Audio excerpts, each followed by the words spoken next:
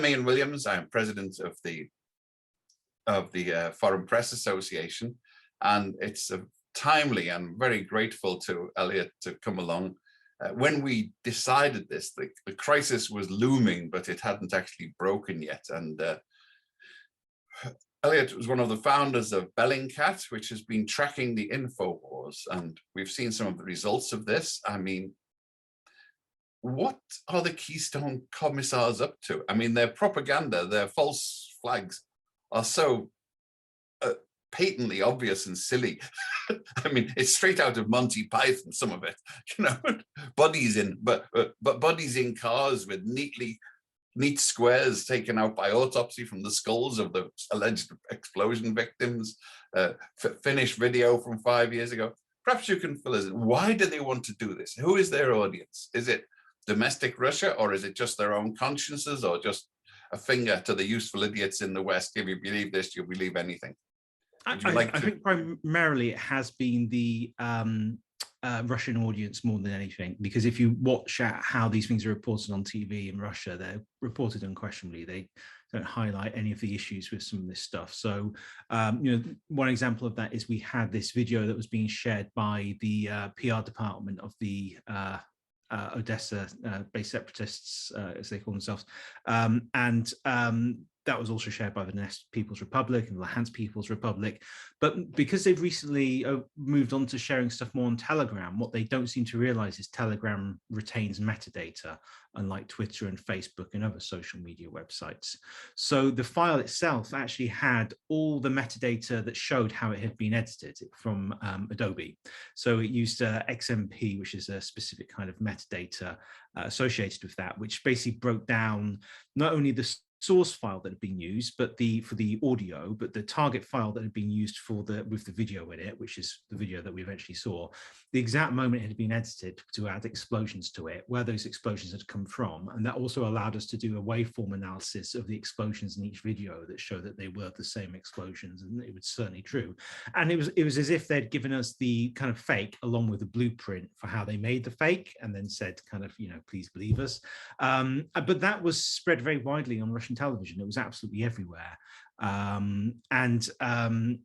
It's just one of many things. I mean, there's one video we saw yesterday where a Russian journalist claimed to have been attacked. You know, there was an artillery strike nearby, but it was very clearly just like a planted explosive that had gone off, you know, to create something for the news. It's notable that the cameraman didn't shake when the explosion went off, but the guy was flinging himself onto the ground.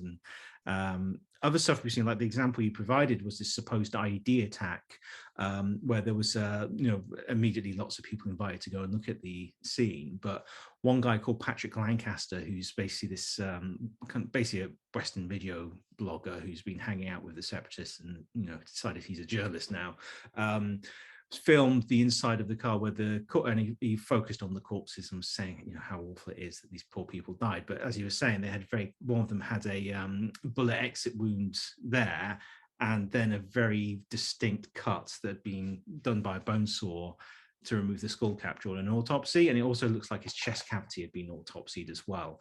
It may even have been a medical cadaver, and it's and there, you know, to check, we spoke to experts who were very familiar with autopsies, and they said this is 100%. You can even see like where the bone saw is kind of jammed, as been cutting through the bone. So it is. So I mean, they were. So was Patrick Lancaster putting this video out as part of their ops, or was it his? Did he notice the rectangular hole in the head?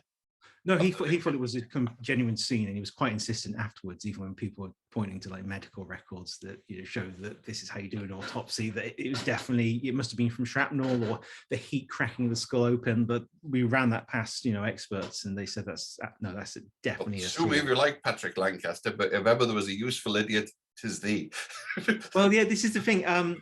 You get these, the separatists kind of get relationship with these kind of, you know, video bloggers, and they have since 2014, when, you know, since the original conflict, and they start kind of, you know, hanging out with the separatists, and they get very comfortable. So they always get invited to these kind of scenes of crime, and they document everything. And then we look what they actually provide us as investigators with much better access to the kind of scene of crime that we could hope from any other kind of reporters, because the kind of experienced Russian reporters know not to film too much and give stuff away. But these guys, they'll point their camera at every little thing and obsess over things. Like there's loads of holes in the side of the vehicle that looked very much like bullet holes rather than shrapnel holes. And I've spent a lot of time looking at ID explosions and vehicles that have been attacked by them.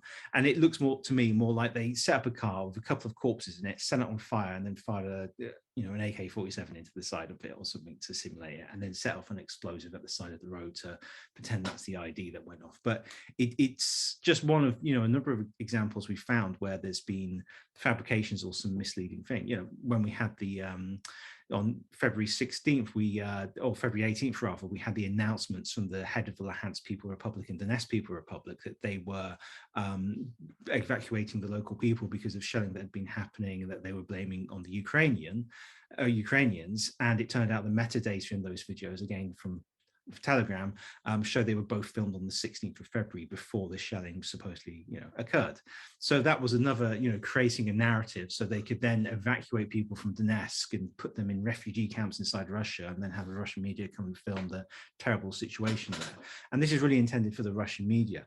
But I think really what's been interesting for me with this compared to 2014 is how kind of prepared the kind of online network of various kind of individuals interested in open source investigation who have been doing geolocation and those kind of things on a range of different topics that really didn't exist in 2014. It's now really well established. So now we're seeing all these videos coming out from Ukraine that are being very, very rapidly geolocated and verified. And that allows us to actually use that information, verify it very quickly because we have coordinates we can check on satellite imagery, and actually get that information kind of verified and out there to, I think, a news media and a kind of policymakers and other people who are like really raring to see this stuff come from us, because they know our reputation. They also know the value of this material, and they know how we've covered conflict in the past. So I think there's this kind of real great interest in how this community has kind of formed over the last several years, and is now actually being really, really, really effective at debunking stuff, but also verifying the stuff that's happening on the ground.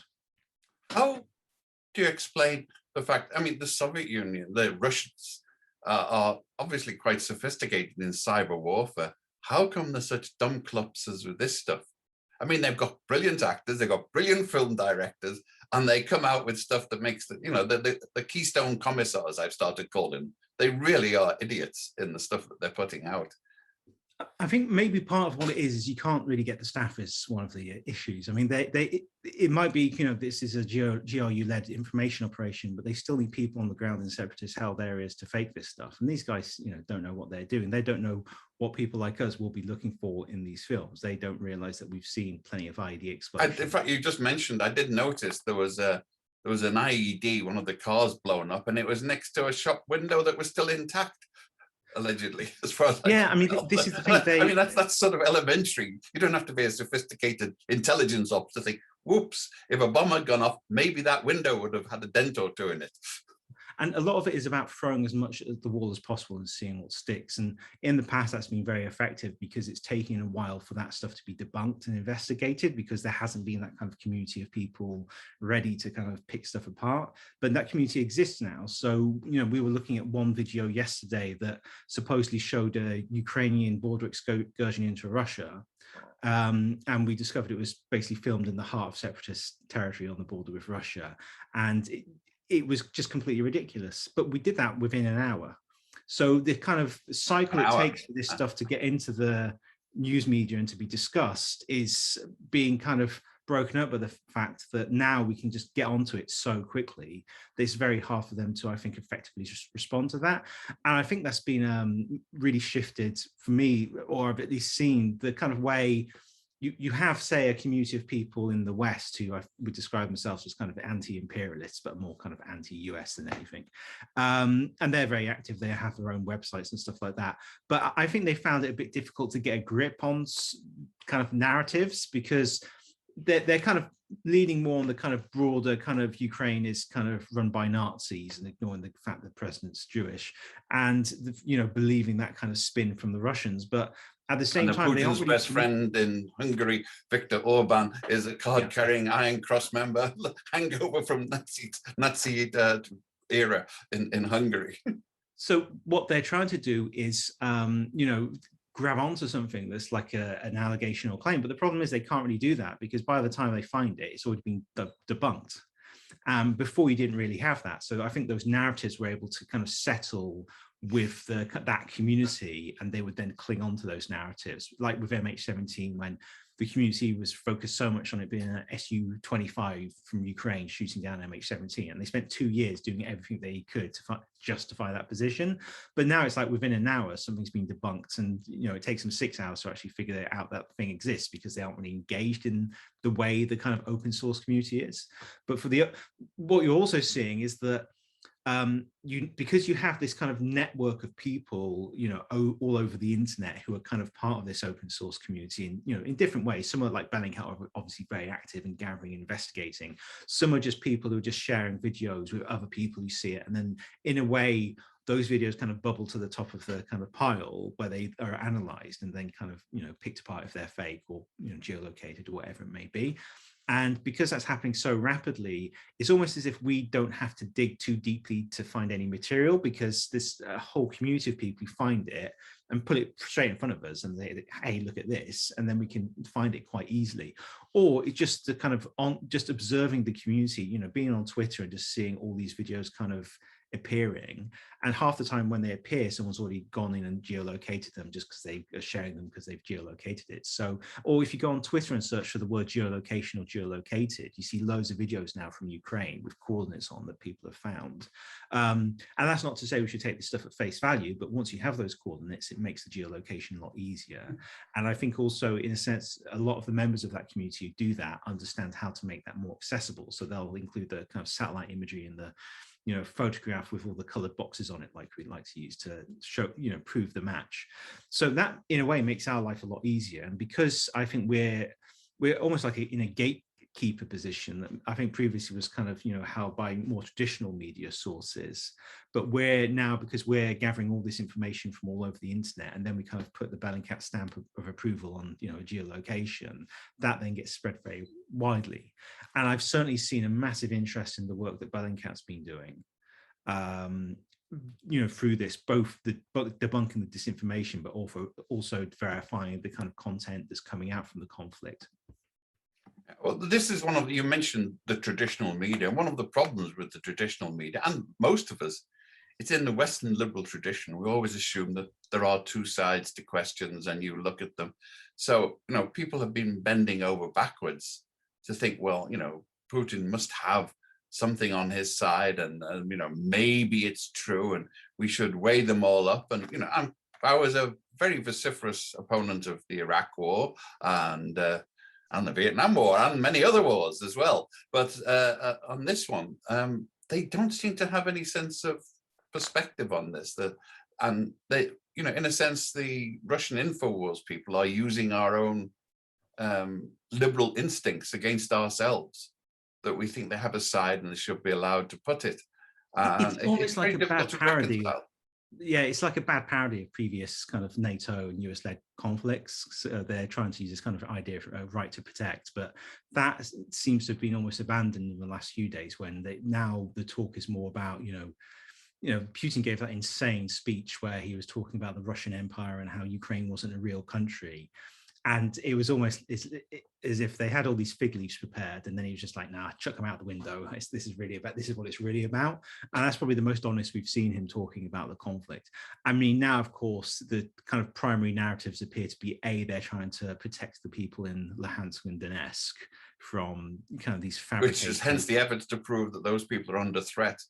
Yeah, and also that the country, they're trying to denazify kind of the country, which is really, is their music kind of exaggerated? I mean, there is a far right problem in Ukraine, that's certainly true, but it's certainly not to the point where they run the country or anything like that, which I think is what's trying to be pushed by Russia and their support. An outsider might think the US is run by the Ku Klux Klan. In fact, sometimes I tend to view myself in recent years, but it would be a parody to make it as a definitive political statement. Well, yeah, and especially to invade another state and overthrow its government when the president is Jewish. It's kind of like it makes it rather obvious that this is just kind of a lie. Yes. But yeah, this is really about, just basically Russian imperialism, which makes it weird to see the kind of these anti-imperialists or self-declared anti-imperialists kind of siding with Russia over this. And it makes it clear that their kind of perspective is really one of kind of anti-Americanism and anti-Westernism, that they've kind of just then, I mean, there's reasons for that. A lot of it is fueled by their kind of anger at the invasion of Iraq in 2003. But, looking at what, if they're angry about a country fabricating a reason to invade a country, then really they should be extremely angry with what Russia's doing. But because of their political viewpoint, they only see things through the lens of what happened in Iraq in 2003 and see the West as the bad guys in all scenarios. Therefore, anyone on the other side of it, in this case, Russia, must be the good guy. But I don't think those voices at the moment are really having any kind of impact in the debate at all. You haven't heard Tucker Carlson. Oh, well, there's Tucker Carlson as well. I mean, I think Fox News in itself, though, is Laura unique. Ingraham. Yeah, that Fox News is a kind of unique ecosystem, I think, unto itself, especially in the American context. Stay unique. Yeah, hopefully it'll stay unique. But I just don't get the impression, or yet at least, you've seen this kind of, I think partly because it's in a sense happened, if you're watching it, it's happened quite slowly in a sense, but for most observers, it's something that's happened very, very well, not non-observers in a way. Well, you see the usual suspects trying to get demonstrations on the street. Stop NATO's war. Yeah, and it's just... We cannot tell a lie. 200,000 Russians were brutally attacked by NATO troops. Yeah, it's kind of just... It's just, I think it reveals how unprepared they are as a community to actually understand the conflict in their own way and kind of have narratives around it. Because I think to most average observers, what you're seeing is outside of Russia, because they're, obviously they've got the Russian media telling them a different narrative, but it seems very clear that, this is a Russian war of aggression. And I think a big part of that has been the way in which we've been able to look at the kind of content that's been coming out, particularly in the last week prior to the invasion happening, that was able to be very clearly debunked. And there were very clear, multiple clear examples of separatists producing fake justification for war. And because the news media, I think, was prepared to kind of report on that, which they kind of weren't back in 2014, and the fact this stuff was being debunked within a news cycle, I think is also very important. And the kind of online news cycle, not just the kind of 24-hour news cycle, made it in a way more possible to actually shape the narrative around what was actually happening, rather than the unanswered questions around what was happening. We could kind of answer the questions of, is this video real? Is this claim fake? Which I think back in 2014, I mean, looking at what we did with MH17, there was still, sometimes days and weeks between something happening and us being able to disprove it. And that makes all the difference, I think, when you're seeing a conflict develop in this way. And I think it has made a lot of difference in a conflict that has developed so rapidly over the last couple of weeks, where these narratives have really shot through the window, shot up through the sky. And, we've had, a clear attempt to build a narrative by Russia around a conflict that I don't think most people have brought outside of Russia. But inside Russia, it has been effective because they're constantly being bombarded by these images that reinforce the idea that there's this kind of, this issue in Eastern Ukraine of ethnic cleansing of ethnic Russians that doesn't really exist in the way they do. But because if you're seeing 10 reports in one news program that say, Ukraine's ethnically cleansing Russia, and you think, well, one of them might not be true, but what about those other 9? And the president of Ukraine himself is a native Russian speaker who's Ukrainian, is by all accounts a bit rusty. Yeah, and it just now, I think what we're seeing is, obviously with the invasion, we're going to start seeing a shift in the kind of disinformation that we're going to see. There's, of course, the kind of usual kind of military disinformation, which is our troops aren't there. They're, they're trying to hide where their troops are, which is, is part of warfare. But as we start, I think, seeing more potential war crimes and violations of international humanitarian law, we'll see exactly what we saw with Syria, where we started seeing Russia putting out forgeries and various fakes to claim it didn't do anything there. And to a degree, they kind of got away with that because there were very few organizations who were focused on Syria and fact checking this stuff. And I have plenty of examples of Russia lying about stuff, but they never really got kind of media pickup because it wasn't really the thing the media were interested in at that point in time. Ukraine, though, is completely different. We have a great deal of interest in the conflict. We have a great deal of interest in what open source investigation can produce. We have a way to produce that in a fairly kind of short order and, you know, get that out there very, very quickly. And I think there's journalists who are kind of watching, you know, our work very closely to understand what's happening in this. So when Russia comes out with its kind of fake satellite imagery and, you know, fake claims, as it has done repeatedly in the past, and that I expect they will do in the future, I think it's going to actually be a lot easier to very rapidly debunk those. And there's, even if we don't do it, there's a whole community of people who will be raring to be the first people to, you know, fact check something and prove that it's actually untrue. And with Russia's past track records, there's going to be plenty of that to do. There's going to be, they've got a sort of skepticism barrier to climb. I mean, yeah, I thought the height of chutzpah was when they started claiming that the Srebrenica as an excuse. This was a massacre which their puppets denied happened. They, you know, basically the Serb parody is that all of those Bosnians killed themselves to make the Serbs look bad. And well, this is kind of why I think a lot of what they're doing, it almost seems like they're, all the stuff they've been mad about in the past, they're now kind of using as an excuse to attack Ukraine. It's almost as if they're kind of trolling the West, saying, well, now it's our right to protect. Look at, you know, this ethnic cleansing that's happening. And what also seems to be coming across to me is the way they fake stuff and the kind of claims they make are the stuff they accuse other people of faking. Like there's this been building this narrative around chemical attacks being done by the Ukrainians that is, you know, they're fabricating. I mean, they produced this fake video of this attack on this kind of chlorine storage as part of that.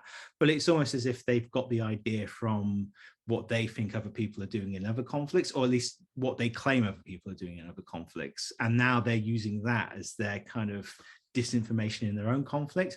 And the thing with Russia, I find, is that I think a lot of the people within the Russian bureaucracy and the military and elsewhere truly believe that these things, you know, happening in Syria, like chemical attacks, are lies and disinformation.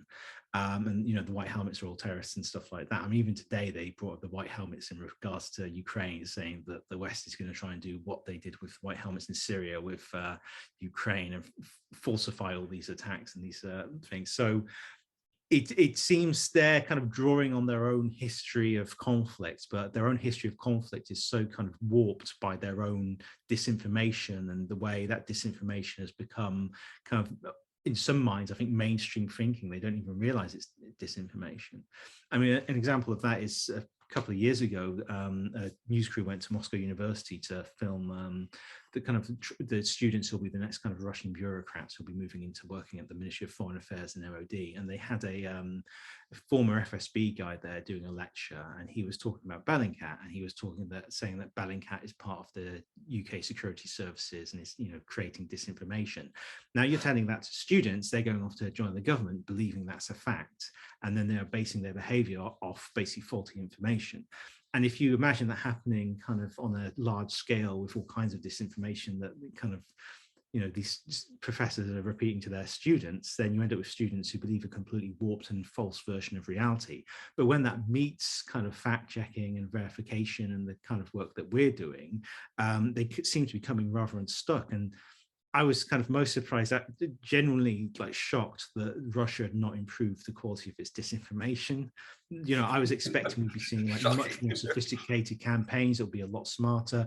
And really it was like almost a regression. It was so dumb in so many cases that I started to doubt myself. I thought, surely this can't be that stupid, because it just was, they've seen what we've done in the past and how we do our work, yet they're repeating the same mistakes and making even bigger mistakes time and time again in just like a week-long period during like what's supposed to be the build up to, you know, it's definitely going to be a major invasion and an attempt to annex a complete country.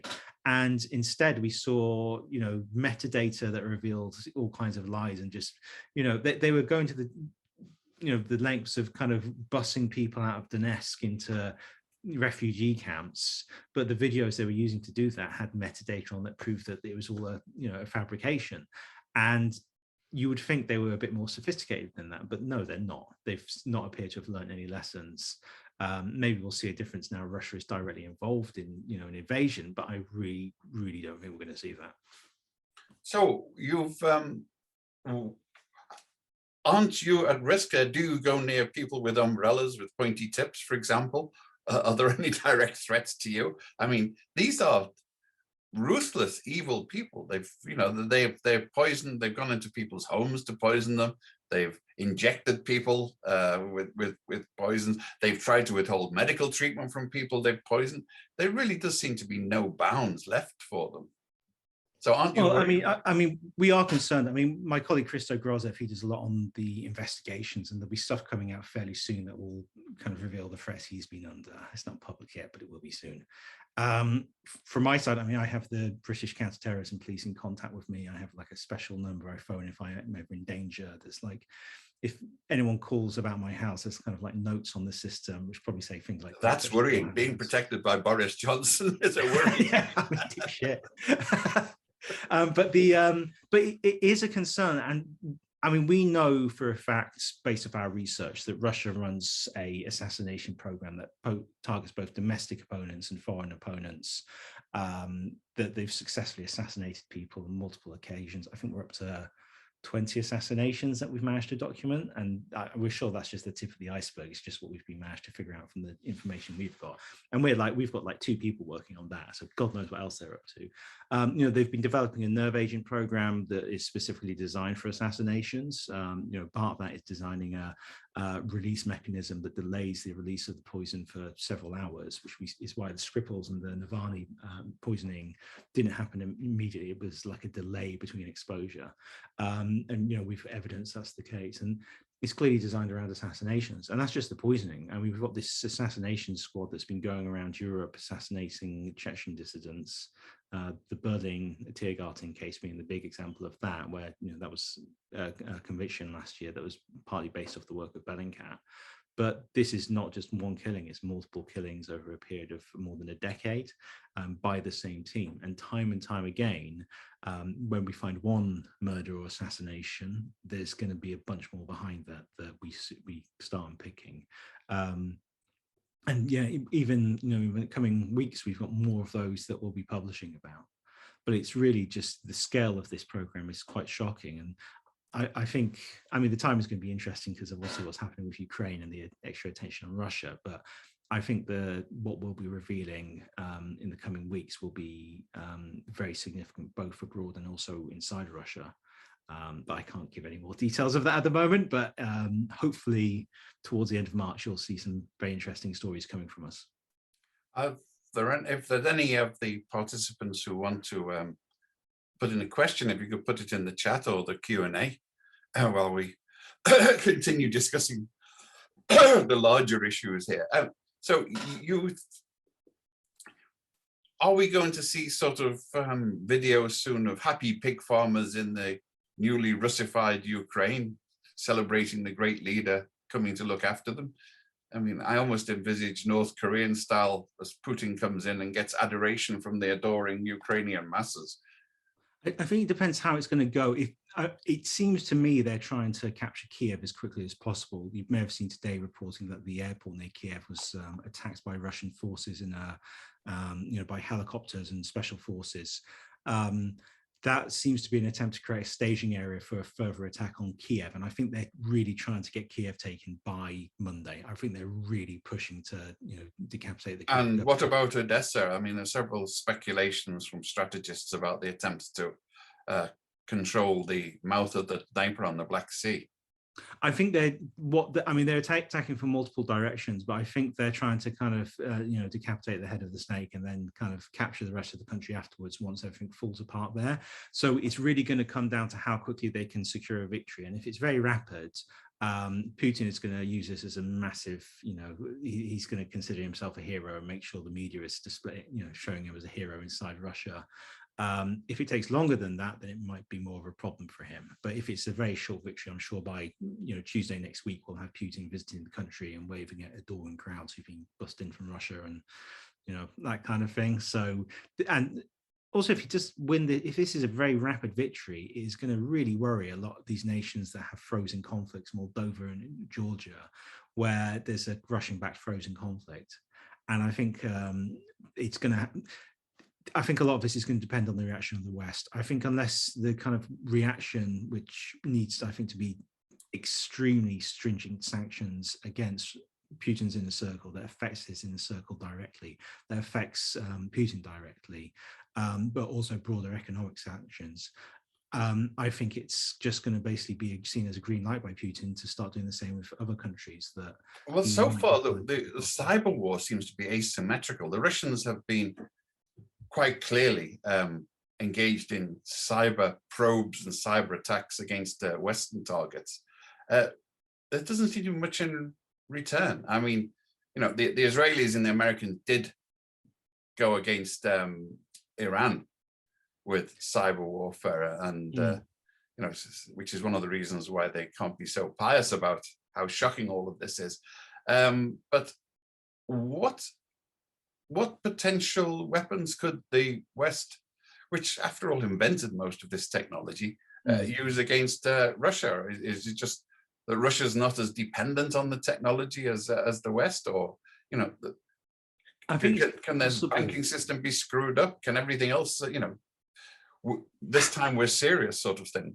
The thing is, I think it's easier, well, not easier, but kind of more palatable to do stuff that's above the board rather than cyber attacks that might target kind of infrastructure, be it financial or industrial infrastructure, because, you know, there is so much Russian money in the West. But the question is then, you know, it's like there's a huge amount of kind of Russian money in London, but does Boris Johnson really at this particular moment in time want to lose all that money? Well, he hasn't sent any of the donations back. Well, yeah, he's got too many donations that he has to worry about as well. I think, though, that, I mean, it was certainly just before the initial kind of invasion, there was this kind of big push for sanctions, and things like Nord Stream 2 being paused was quite significant. And if you look at the stock market in Russia at the moment, you're seeing they're having their own problems there with the events that are unfolding. But I think a lot of it will depend very much on how quickly this conflict is over. If they are successful in their strategy and they do quickly, you know, take control of the country, that may lessen some of the damage. But then I think that will require an even more kind of stronger sanctions-led approach to what happens next. But I think a lot of it will really be decided over what happens over the next 3 or 4 days. And if we still see things seem not to be moving very rapidly by Monday, then I think that's where we might start seeing that Putin has felt he's overreached. And it will give, I mean, it's frustrating that, you know, we've had the invasion, and I've been offline for an hour or two, but I still haven't seen any sanctions put in place. It still seems they're being debated, and you know, I think that should have happened the moment a Russian soldier stepped into Ukraine. All those sanctions should have been in place, because now it just looks like, you know, we're ill prepared for this, even though we knew it was coming all along. So if it goes, one of the issues that comes up, again, battling with our own liberal sort of self-perception, is like in the UK, they're discussing treating Russia Today, Novosti as hostile agents. You know, my instinct on this would be to say no, but I mean, my experience of these is that, yes, they are hostile agents. They've never carried a contrary opinion, ever. I know.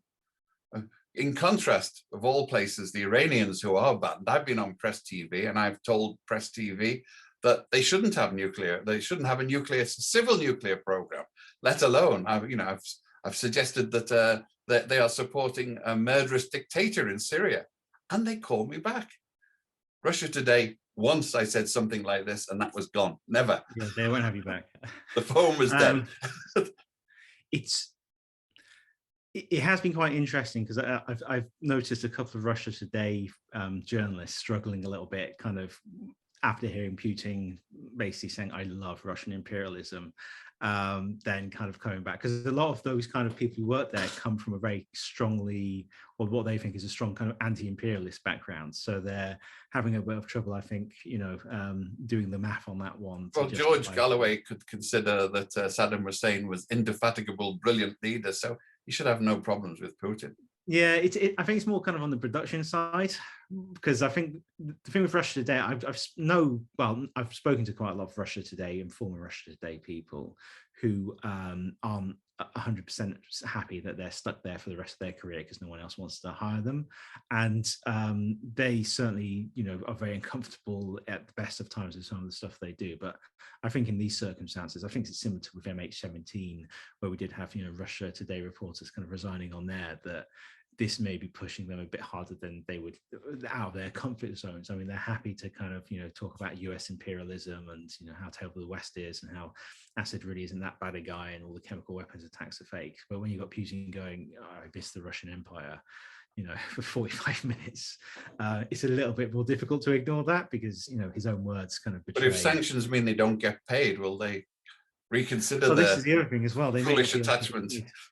I mean, there's a question as well I've seen in Parliament of saying, some people saying, "Oh, we should ban Russia Today in the UK," and I think that's that might be a fun idea, but I think the long-term consequences of that would be more that the BBC would get kicked out of Russia, like we've seen with Germany when they shut down Russia Today Germany because of their lack of licensing.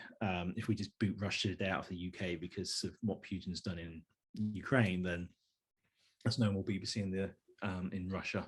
All their correspondents will be kicked out. We've already seen, one kicked out. But we see that in the US because they've put restrictions on Russian and Chinese news agencies, and don't seem to think that maybe other people look at the BBC and the Voice of America in the same way. Oh, but they're independent.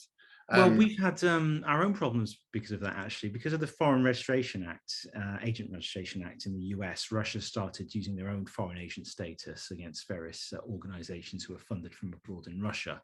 And we've actually been targeted by that same Russian law. We are now a foreign agent in Russia, even though we have no presence whatsoever in Russia. And we're currently fighting through the... We call it a fight, but there's two sides, who get to fight in a fight. It's battling through the Russian legal system to challenge it, so we can take it to the European Court of Human Rights. And our position is, under Russian law, you can't have be forced to take part in economic activity, and we're being forced to basically set up a company inside Russia so they can fine us when we don't put the warnings saying that we're a foreign agent on our work, which is something we'll never do. But they're going after it, and the thing is, they can escalate that and cause an undesirable organization, which would then have an impact on anyone who works with us or funds us or is involved with us in any way, and that would put them in legal jeopardy inside Russia. And some of our partners are organizations that do work in Russia, or we have some contributors who live in Russia, and that kind of use of Russia, of this kind of perversion of what the FAR Act was originally intended for, to target independent news agencies, is something that they've been quite rampant with, especially since May 2020, when I think, or 21, COVID, you forget which year it is. It's something they've really, since May 2021, they've really gone after civil society in a way that we've not seen before. And maybe it was an attempt to lay some ground for what they had planned to do in Ukraine now. But yeah, I'm currently being sued by Yevgeny Prigozhin, aka Putin's chef, for saying that he works with Wagner, or he's involved with Wagner, even though he's been sanctioned in the UK, EU, and US for that very same thing. He says that I'm damaging his reputation by tweeting about it 4 times. So I'm currently going through the UK. He's suing in the Russian courts, is he? No, UK courts, which makes it even more. The thing is, he had to get special dispensation from the Home Office in the UK to allow him to pay his lawyer to sue me for the reason he was sanctioned in the first place. So I'm going through this process. Unfortunately, it's going our way. I hope the Home Office is paying your costs then, since they've inflicted this wound on you. Well, sadly not. I mean, we are covering the costs through Bellingcat, but it's still, it's money we could be spending on investigations.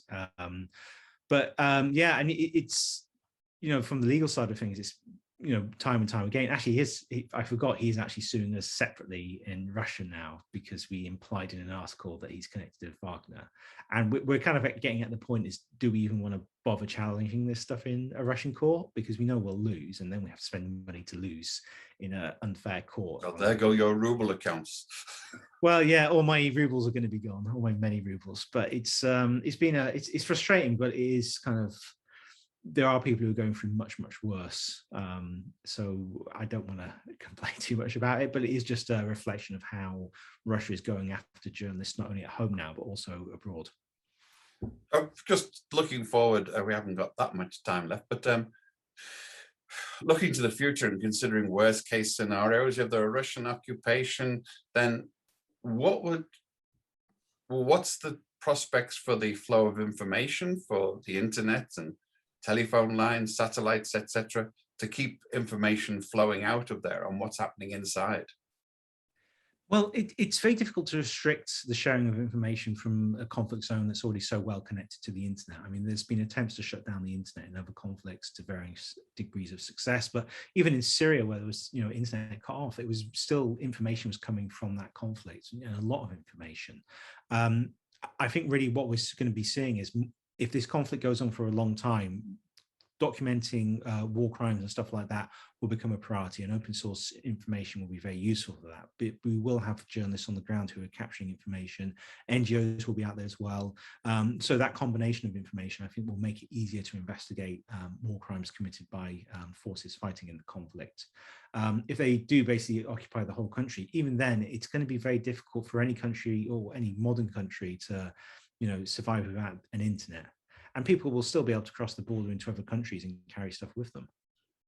What about satellite information? I mean, some of the information that's come here has been on Russian troop movements, for example, on the incidents that have been reported, have been debunked with satellite imagery. Yeah, and what's been really interesting is we're seeing people like Maxar who have been, providing this imagery for free, which has been very useful for our understanding of the buildup of the conflict.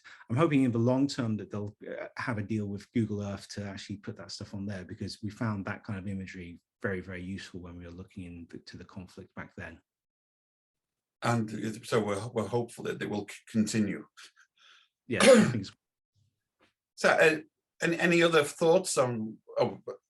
Any news from Odessa that you've seen that's been? Oh, yes. I mean, we've been, we're looking at the various incidents. I mean, we've seen a few incidents today where there's been civilian casualties, although it seems like most of the combat has been focused on key infrastructure that they're capturing for kind of, staging and undermining the Ukrainian forces. This would be caused by the American troops that Trump said were invading Odessa. Well, yeah, he claimed to say that. On the questions people have, people are asking if Russians using the statements by useful American idiots to buttress this case. I mean, we've seen Tucker Carlson's comments being translated and broadcast on Russian television with subtitles. So they're certainly using stuff like that. And I expect more of that to happen if they keep saying that stuff, because they love to have Americans saying how right they are about things. And can we expect protests in Russia when their forces begin to get killed? The thing is, we're seeing protests now in Russia, and the police are immediately arresting people. Like, as soon as people stand in one place for too long, they're getting arrested for protests. So whilst there might be attempts to protest, they will be cracked down on very quickly. But I think maybe if it does become a long-term conflict, it's not like 2014 when Russia was pretending there weren't even any conflict Russian conflict happening. It was all Ukrainian. This is different. We know Russian troops are there. It's not something that's hidden, and we're already seeing captured and killed Russian troops appearing in social media posts. So it's not going to be something that can remain hidden for long. Okay, I think we're getting towards the end, and thanks very much for this very useful update at a time of deep crisis. It's not quite as bad as I thought this morning. I was, you can't help wondering, nuclear powers, mushroom clouds, if somebody is mad enough to do this, then are they mad enough to pull the trigger? And the consequences are pretty awesome. Without panic, you've got serious grounds for apprehension and higher blood pressure looking at the possible consequences. But thank you very much, and I hope you stay safe and stay away from pointy umbrellas and people spotting cathedrals in your vicinity and so on.